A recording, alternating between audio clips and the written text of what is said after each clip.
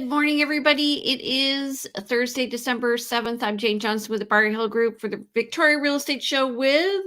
Hey, everybody. It's Andrew Plank with the Vibe Real Estate Group. Good to be here. How are you doing? I'm doing good. We had our LePage Christmas party last night. I did not make it in at late night. I'm feeling fine. But there was some dancing. There was some fun. There were photographs. Oh, I love those. The typical photo booth. So anyway, ended up having just a good time with my colleagues, and came home early because got a sick one at home. Aww. So, yeah. Partner or kid? Partner. Yeah. Not feeling well. Anyway, so, and how's real estate going in your world this week? It's been pretty slow in my world, actually, for the real estate. But it's given me some time for other things, like working on the background stuff. Lots of meetings with my business partner in terms of ramping up for the new year. And, I know that felt like there was a bit of an uptick at the end of November, beginning of December here. And I have an offer right now to deal with on one of my listings, but once again, price, the buyers are coming in pretty aggressively in terms of price, like very low. So we're gonna have to deal with that. So let me ask you a question. Do you feel it's less fast now because you're a more experienced realtor? Definitely. No, definitely, because there was a time when, even one offer would have me sort of panicked, and how am I going to deal with this? And, early on in the career, or just two offers or two competing things requiring my time would definitely get me looped up. And, now I'm not phased if there's multiple offers on one property and a buyer wants to buy another property, and we're just sort of juggling around, and you just learn to manage the time and expectations of everyone, and talk to your colleagues and say, this is what's actually possible, instead of trying to fit it all in. I remember when I first got into real estate, I was like, okay, well, I did one transaction a month for the first few months, and then we were like at 2, and then I was looking at my stats. I was at 3 my third year, and it was like 1 ball in the air, 2 balls in 3. Oh my God. And it was overwhelming. But I think that it speaks to the maturity of your business and you in the business, that you're not stressed over multiple offers. Yeah. And also when because part of this is people are throwing them at you to juggle, right? It's not like you're necessarily picking them up. You're already juggling a few, and then somebody says, here's another one. But lately, for me, it's been like, okay, we'll take this one away. We'll take this one away. So I've got okay, that's fine. I'm just juggling this one for now. We'll see what happens, soon enough. But, again, you and I have always been different in our careers in terms of what we pursue for volume and for, size of business. But this time of year is always, it's typically slower anyway. So that's the other thing. I mean, you've probably gotten used to it too. All things being equal, the phone tends to ring less. It's so funny. Last year, so working with Kayla, who's new to our team, and Danielle, in February, they're like, are we going to get busy here? And I'm like, we're going to get busy. Don't you worry. And then I showed them the cycle of real estate was, and they were all okay with it. And then later on, they're like, okay, now I'm seeing why you said that, Jane. Yeah. But anyway, okay. So today we're going to have Jen Lowe. She's with Dominion Lending Group. She's coming to us to talk about the Bank of Canada rate, and we'll be discussing the stats. So I'm going to bring her on right now, and then we'll do the stats together, and she can comment as things go. Hello, darling. Good morning. How are you guys? Hi, Jane. Jen, sorry. Good morning. Good morning. All right. So let's get to the stats here. It is Thursday, December 7th. We're doing our monthly market update, and we're going to be talking about the latest rate announcement. Sorry for saying this so many times, but I just want to make sure we start off well. Do you want to start us off with the last 7 days? Sure. So in the last 7 days, 141 new listings came live. 109 properties went pending, so that's quite a tight ratio there. 75 price decreases. Again, quite a few price decreases. 2 price increases, 7 back on market. 173 transacted at the lawyers and closed. 128 properties expired in the last 7 days, and 17 properties were withdrawn. So quite a lot of movement in the market there in terms of things happening. Do you want to take the last 7 days before that, then, Jane? Well, just I don't need to go into big detail, but just looking at the list to sale, so new listing to pending, we're definitely down over last week, the week before, where it felt like everything was fast. So we were, for the first time in a long time, our list to pending ratio was way over, and now it's still pretty good. So. Yeah, I mean, certainly still seeing a lot of properties going pending. That's definitely a good ratio. We're not, but that above 1-to-1 that we saw last week was quite an anomaly almost. It's like, where did that come from? Yeah, and I think it's probably because people trying to get in. What were you going to say, Jen? I'm just curious, when you're looking at listing a property, or especially around this time of year, with when you're looking at the BC assessed value. Clients really like to look at their BC assessed value, whether it's under assessed or over assessed. How do you address that? It's not related to price at all.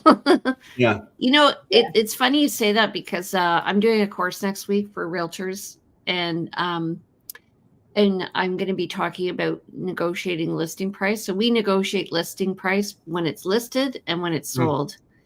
And one of the main differences between now and, I would say, 15 years ago is that everybody has all the data now at their hands.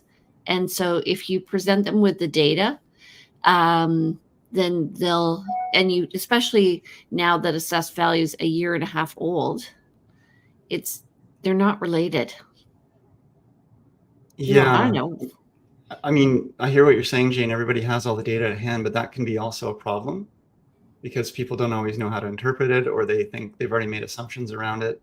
And it can be difficult to walk people off the belief that their place is worth assessed value, or to understand that their place is $200,000 less than assessed value, or, for example, where they've already kind of in their head said, well, we're going to call a realtor and we want to sell, and because we kind of got this idea in mind. So bringing that reality check in can be a little bit difficult, but definitely. Yeah. So I'm just wondering, Jen, do you get people asking you that what's their value? Quite often, especially when I'm looking at refinances, but they refer to their assessed value. And when we get the appraisal, I mean, we're seeing the appraisals coming in below assessed value. And the assessed value right now, when you're looking at the assessment that you got last January, is actually from the July before. So it's basically it's a year and a half old. Mm-hmm. So in January of this year, we will be talking a lot about why assessed value is not your property value. Yeah, we'll be getting a lot of those questions yet again. And if you compare like two houses that are brand new, then yes, assessed value is going to be fairly close because they just sold. But over time, one person's going to take better care than the other. Depending on which one sells, it affects the value of the other property. Yeah, the appraisers don't go into the homes, so they're doing the armchair assessments. And when they see a sale, they don't. I mean, yes, they can look at the photos and such, but they don't have photos of the inside of your own home if you haven't sold it recently. So they're going to make a lot of assumptions. We should move on because we've got a lot of stats to do. Okay, so net unconditional sales this week were 39. That's for the month of December 2023, compared to 320 in December 2022. So feels low. New listings for the past 4 days. That was for only 4 days worth, though, right? Like December 4th. I know. It just feels low. Mm-hmm. New listings are 39, so that's a great list to sale ratio, and that's compared to new listings last year, 361. And in November, there were 785. So we are seeing a seasonal dip here of new listings coming on, totally natural. Total active listings are 2517, and that's compared to 1688 for last year. So we're up. And sales are down. That says to me we're moving more into a buyer market. Yeah, and that's what I'm hearing too. And what I mean, Jen, when do we bring Jen in to talk about where things might be going? Because what I'm hearing from folks is we might be seeing some. There we go. Let's just let Jen go with it. Go, Jen. What's Okay. the Bank of Canada rate saying? Yes. So the Bank of Canada met on Wednesday, and they held their overnight lending rate, their target rate at 5%. What that means is basically the overnight rate is what the banks lend to each other is the definition of the overnight rate. The next step to that is prime rate, and prime rate is what the banks lend to clients. Prime rate is 7.2%, and that's they've said that it's going to stay that way at least until the next meeting, which is end of January. January 24th is when the next meeting is. Oh, yes. I got my hand up first. So prime rate is what they're lending to people who are not banks. The overnight lending rate is what they're lending to banks. So how do I register as a bank so I can get myself a lower rate? Yeah. Get millions and billions of dollars, and you're good to go, probably. Okay. All right. Probably more than millions. Yeah, billions. I have a question. Yeah, that's why I threw that billions. Trillions. Bajillions. What about so are you finding fixed versus variable? Are they changing right now? The fixed rates? The variable rates, are they?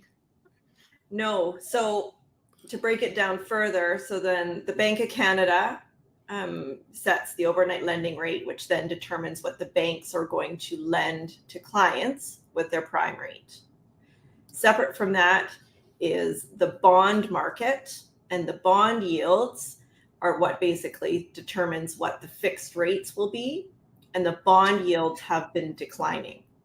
So fixed rates have actually been coming down these last few weeks and are expected to continue to come down. How does that compare? I've heard things like inverted yield curve, and so on. So that's right now for a variable rate, let's just say you can get prime minus 0.9. So my brain isn't working. So 7.2 minus 0.9, so 6.3 for a variable rate, but you can get 5.39 for a 5-year fixed. So it's cheaper to go for a longer term fixed right now than, but isn't that typically the case? That's opposite. It's the opposite of what we normally see. Yeah. Because they're betting that people will go fixed rate, because they're betting that the variable rate will go down below that. Yes. So then they get people to lock in, and then give it a year or two. People are going to go, I wish I didn't lock in. I wish I went variable, which is kind of exactly what's happened this past few years. People went variable and they're laughing, going, I'm at 1.45. My world is amazing. And then rates went like crazy, and they're wishing they locked in. Yeah. So it'll be interesting to see what happens here, because like you mentioned, that inverted yield curve, variable is higher than fixed, and normally fixed is higher than variable. Yeah, it would be interesting to see if those who stuck with the variable, if at the end of the day, there's a certain point where, the heroes that locked in at an amazing rate early on are doing quite well, but those who have been riding the variable, if it makes sense to continue riding that variable, only the future will say. But as you're saying, the indicators are it's better at this point, while the interest rates are higher and appearing like they're going to come down, to ride that variable out. It really is case by case though too, because 5 years is a long time. So locking in your mortgage for 5 years, it's hard to say whether, I mean, me personally, I've bought my forever home like 4 times, right? So usually the average is 3.8 years that people decide they want to move. And then in that sense, you are breaking your fixed term mortgage and your penalty is higher to do that. Yeah. Because it'll be the rate differential. Yeah. Right. Yeah. Okay, let's go on. All right, so total active listings 2 years ago, oh my goodness, we were coming off an all-time list to sale ratio of like 100 to 120. So I remember just being astounded at how many listings were selling. I think there were 800 for 3 months in a row there. Anyway, we went last year around this time, we were just under 1,800, around 17. And now we're up around 2,700. So it looks like we're in a healthy market for buyers, and there's more choice out there than ever. You can see that this curve, can you go back one? Sure. You can see that, in 2021, December 2021, December 2022, you can see this downward curve at the end of the year as people take their properties off market. We're seeing that yet again, but that doesn't mean that we're now going to see that. You can see that it goes for a month or two at most. Actually, in these cases, it ended. The December was the drop, end of the drop, and then it starts to, the inventory goes up again. So if we follow the same curve, we're going to continue to go up. This is just a temporary. We'll probably see a drop again here in November, December. So when we're looking back 3-4 months from now, we'll see a similar curve cycle. Yeah, and you'll see this in here where it's actually, if you're interested in selling your house, it's not a good time to take your house off the market because the list to sale ratio is quite good in December. So 2 years ago, we actually oversold. So we had more sales than we did new listings coming on the market. Last year, we were fairly close, almost 1-to-1. And now we have more listings than previously, but they are less. And as you mentioned, I think there were about between 70 and 80 homes that came off the market. So I expect that will continue, and we'll see what happens. But just looking at the total listings over the past year, we do see that kind of seasonal bump in the spring and then in the fall again. But sales, you're going to find your most buyers are going to be happening in May. So a lot of people are like, well, let's wait and see what happens in the spring. You're going to have more competition in the spring. So get out there in January. This also goes back to the conversation we had at the beginning of our talk here about juggling all those balls. And, realtors get really, really busy in May. And we do our best to be, competent and organized and do everything we can, but there's a lot of moving parts at that time. So it sometimes can be harder to give everybody all the attention that they need when you've got a lot of people clamoring for attention. Yeah. So doing business at like I know accountants get really busy at a certain time of year. I'm sure mortgage brokers. Do you find your business is seasonal, sort of along with ours, but you also have renewals, which even it out. But, and refinances. Yeah. Refinances are definitely down right now because to refinance at such a higher rate, we're not seeing that as much, but it is pretty seasonal, just like your market as well. Yeah. I have a question. Are you finding like people just kind of waiting to the very, very end of their renewal to do their renewal?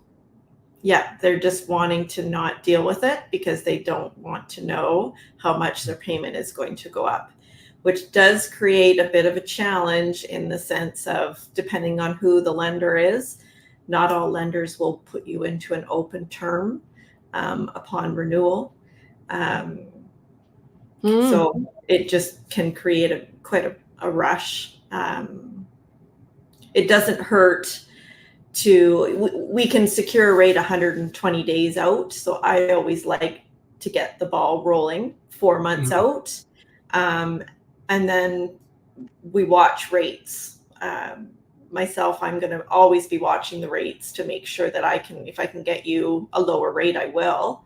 That's a really good point, because if you leave it till the last minute and rates have actually gone up in that 4 months span, you could have had a locked in rate sooner that would have been the best possible rate, saved yourself some time and trouble. Plus, we all know that with the higher interest rates, sometimes you do have to go outside of outside the box to maybe get some family money, or come up with some, learn how to tighten your belt in advance to get everything you need in a row to make sure you are ready for this new payment.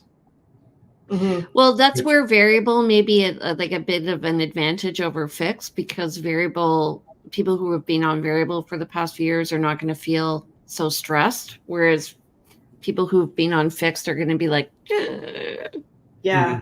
I mean, those clients that locked into, there were some amazing 3-year rates, just over 3 years ago, that were like 1.59 to 1.99.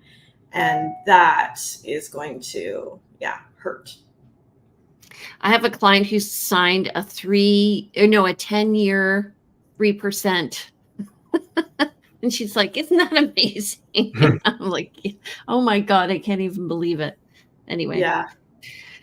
Okay, but at let's the time, go it next could have looked one. like it was high when you're looking at being able to, 1.9 elsewhere. So it's really funny, how in retrospect these things look super wise, but you never know. But that was super wise. Look at this. We've got ourselves just about a buyer's market. Just about. Actually, we're strongly in a buyer's market there at 20%. Yeah. So, it's funny. It's funny how we were whining we were too busy 2 years ago, and now I would love to be that busy again.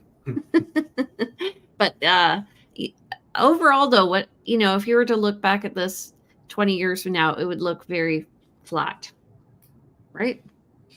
Past a year and a half. So we're firmly in a balanced market, heading, I would say, a bit towards, we're in a buyer's market coming out of a balanced market. Okay. Single family homes, I'll do this one. So 2 years ago, we were just under 1.35. We headed to 1.25 last year. We've been fairly steady, and then we had a bit of a bump up in this summer in July, over 1.35 again, and we've come back down. And so this is exactly what Andrew was saying, that buyers are really going for the blood right now, and they're negotiating down. And I think that's because they're watching what's happening with the market, the bond market, and all of that. Yeah, and yet, I've had conversations with a number of buyers recently who've been saying to me, we don't want to buy right now because of the high interest rates. We're going to wait for interest rates to come down. And talking to colleagues and other other people in the industry who are saying, when the interest rates come down, of course, we're going to see a resurgence of buyers, and with the resurgence of buyers, we're going to see an increase in price. So there's a lot of positivity around what the spring market could look like in terms of average prices and prices going up. So, these buyers are actually better off buying now when sellers are actually less, maybe more likely to be flexible in price. And although there's not a lot of selection, there will be more selection than we're going to see in the spring if we do see a resurgence of buyers. What do you think the chances? I think it's a good chance we're going to see a resurgence of that. And so from now till for the next couple of months is probably the best time to buy in the next year. We're going to see a resurgence. Oh, sorry. We're going to see a resurgence of what?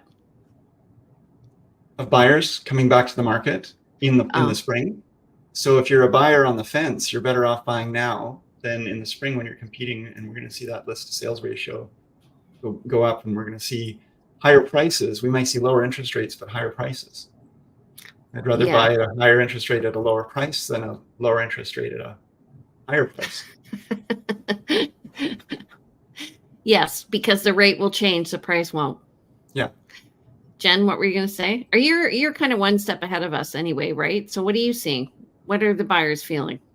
I've, like a lot of clients that I pre-approved in the summer or, spring of last year, they've stepped aside. Just it's the uncertainty of the market, right? Which is based on what we're seeing in the news. So once interest rates do start coming down 100%, I feel that there's going to be a lot of buyers that are going to want to come back in and purchase the property that they were interested in. Mm-hmm. Yeah. Or not necessarily, like just get back in the market. Yeah. Because that property is not going to be available anymore. You've been building up a number of clients who are on the fence, and at some point they're going to come off the fence, and they're going to come off the fence on the side of buying something. So that dam is building up. I am finding that buyers are watching certain properties and they're like, has it sold? Has it sold? I'm like, write the offer. Mm-hmm. Get your house, and it's subject to sale. So they're thinking of all the energy it takes to sell right now. And I'm thinking, just get, if you want, now's a great time actually to move up in the market, because the upper level's coming down a bit and the lower level is fairly steady. So they're still going to get what they want, and then they can move up easily. I've got clients in that exact situation where, what the evaluation I did for them last spring for their home, it won't be the same in terms of value. But the home that they were looking, they're looking to go from $1 million home to a $2 million home. So there's, as values actually go down, they're in a better position. Because the gap gets smaller between those two. Yeah. And when you rebound back, you're going to be way further ahead. Mm-hmm. All right. You guys, one more question. Are you having success with putting a subject to the sale? Yeah. Not having any problems with doing that? No. It's individual. I mean, it depends on the seller and their agent, but I think it's definitely more available than it ever was. Than it was in the last number of years, to have that conversation to get those offers accepted. I've had offers on properties that my clients have accepted that were, if not subject to sale, in a competing situation. They had an offer on their property, so it was the other people had an offer on their property, so it was more of a condition on financing, but it was really still had to sell, and they decided to work with that. I've got buyers who bought condo recently, were subject to sale, and they've just recently removed conditions. I'm like, if it's a subject to sale for a condo, I'm less inclined to accept it than if it's a subject to sale for a house. And just because houses are flying off the market a little better than condos are. So there's a number of condos coming on the market because of the recent changes in the rules. And so I just feel more confident on a subject to sale in a house. Yeah, no, that makes sense. Okay, Andrew, you want to do this one? Sure. So, 2 years ago, pretty much right at $650,000 was the average sale price for a condo in Greater Victoria. That popped up to a max of around $690-ish back in January 2022, and then slow decline. It's funny because condos didn't see the sort of more dramatic price declines as the houses did, I guess, but it's been bouncing around a little bit. We've kind of come down to a low in December 2022 of $550,000. That's $100,000 for a condo average price drop, in a year. And now we're up, an average of about $50,000 to $600,000 as the average. And it does look like it's kind of on a slow decline for now. And I think the reason why we didn't see the big decline in condos that we did for houses is because condos didn't enjoy the surgence that I made that word up. I don't know if it's a real word, but they didn't enjoy the big bump that housing did, because people were moving out of condos and townhouses into houses, and then they were moving into townhouses when houses got, this was the COVID, taken up. the COVID effect, and people were wanting out of the tight little boxes that they were in. So the condos took a hit and houses got a bump. But as we sort of cycle back to quote normal, people are considering condos again. So even though the market has been sort of softening, there's been a move back towards the condo living as people look at affordability and what's possible and are no longer confined to their homes under house arrest. Or they have to spend a lot of money on gas now. Right. Yeah. Right. Yeah. I mean, single family home living is a wonderful dream, and growing your own food and being self-sufficient in the COVID years, and everybody was getting COVID fit and making their own sourdough bread and raising chickens. But after a while, maybe that gets old, and people realize, okay, I don't want to have to deal with the upkeep and the costs and the expense and the heating on a house. They don't want to clean up the chicken. Let's go back. Yeah. I've got some funny stories about Chicken City. Anyway, okay. Row townhomes. We're at about 850 where we were 2 years ago. And we always talk about the fact that this really depends on the quality of the townhomes for sale, because newer townhomes are higher end than the ones that were built in the 70s and 80s, wood frame construction on the West Shore that, I always think of Spencer Road. But I would say if you were to look at that line over time, it also looks fairly flat, except for that dip in June 2023. January 2023. Yeah, January of 2023. Yeah. So we're looking fairly steady. Okay, price comparisons. I love this graph. My friend Andrew, or Matrix, Andrew does not, but shall I start us off? Okay, single family homes, Greater Victoria. For November 2023, there were 180 units sold. And in October of 2023, there were 183. In November of 2022, there were 174. So we're up a little bit. And average price was 1,243. That is up or down from last month of 1,264. And the average in 2022 was 1,186. So we're doing well year over year for that, up considerably, I would say. In condos, 120 units sold. That's compared to 140 for October 2023, 141, and 136 last year. So I would say fairly steady. Average price in November was 600, and the median price was 522. I always look at median because it shows kind of where we are in the middle of things. So that says to me we're moving down. So 600 is down from last month, where it was 616, and last year it was 619. So fairly steady. And row townhouses, 49 were sold in November. That's compared to 42 for October and 37 year over year. And the average price was 855. The median was 847. So fairly steady, what we're talking about. Oh, it's nice to see the numbers are confirming what we're saying. And we're up month over month from 811 and year over year 802. So again, fairly steady. So there you go. There you go. Well, there you go. All right.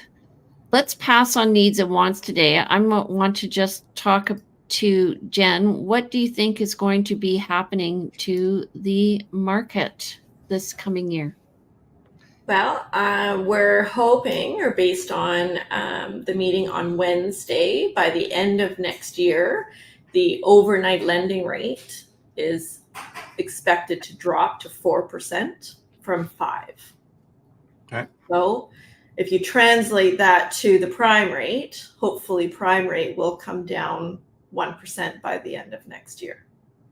Okay. And so that'll probably be over a few drops over time. Yes. Yeah. I foresee, and this is just my own personal thought, just what we've seen since COVID, The Bank of Canada dropped rates very quickly in 6 weeks' time when COVID happened, 1.5%, which then led to this past year where they needed to raise interest rates 4% in less than a year. Yeah. So I feel that interest rates will come down slowly. Do you think that'll cause I think what it'll do is cause a bit of a boom in the market again? Yes, 100%. I think, Yeah. because it's that uncertainty, right? Like that's what stopped everybody. So then if people, oh, rates are coming down, now's my time to get in. Do you have any sense of what the floor might be, where they might land? 2024, I mean, it's too hard to really predict further than a year out. Even then, it's hard to predict. But do you have a sense of where we might end up as a new normal? Well, if we're able to get that drop of, say, 1%, I mean, it's hard to, I don't know with fixed rates where they'll end up. But for the variable rate, you'd be looking at there around, if prime goes down to 6.2, your variable rate would be there around 5.2, 5.3. Mm-hmm. Okay. So it's such a drag. It'll still, it's still going to have an impact on pricing, just because it's very, compared to what affordability was for a home a couple of years ago versus even after the interest rates have come down a bit, we're still going to have a lot of people struggling to come up with monthly payments for their mortgages. Still be, considering smaller homes and, maybe not as expensive a home. So that should still have some impact on the market to keep prices from really, really going up. But all things being equal, a drop in prices should bring up some drop in interest rates should bring prices up somewhat. Maybe not as much as they used to. Well, everyone wants to sell high and buy low. I got a jet. I've got to go meet somebody for 10:30, so I've got to run. Jen, it's wonderful to see you, and thank you very much for coming in and sharing your wisdom. Good to see you again. I'll leave you guys to finish off if you like, in case there's anything else, Jen, you'd like to share. And Jane, maybe you can do how to reach me thing. But I will. Sure I'm not late for my meeting. Okay. Have a great day, Andrew. Thanks, guys. Bye now. Okay. See you later. Bye. All right. Well, let's talk about Andrew. Yeah. I'm just kidding. Okay. Well, actually, that kind of brings us to the end of our show. So I was just going to say to people, if they want to, they can subscribe to our show so that they don't miss it every week. We are on YouTube, as well as we have our own channel called the Victoria Real Estate Show. If you want to go on there, you can look at these episodes and more. And if you want more information, how to reach you, Jen? I am at 250-217-4925, and my email address, j.lowe@dominionlending.ca. All right. And jenlowe.ca, right? Is your... That's my website, you bet. Okay. And if you guys want to reach Andrew, his number is 250-360-6106. His email is info@andrewplank.com. You can reach him at andrewplank.com. And his Instagram is plankandrew. And if you want to reach me, I'm Jane Johnston. I'm with the Briar Hill Group. My number is 250-744-0775. My email is briarhillgroup@gmail.com. And you can look at all my listings at briarhillgroup.com. If you want to see these shows and more, go to the victoriarealestateshow.com. You can also watch information on neighborhoods there. And don't forget to follow me about lifestyle in Victoria at realtyteacher_remax_Victoria. Alrighty, so we're actually not going to be on next Thursday. We are going to be off till the new year, so we'll be on the first Thursday in January. So I guess see you next year. Happy holidays to you. Thank you so much for coming. I always enjoy our conversations. Yes, me too. Thank you for having me. No problem. Bye. Bye.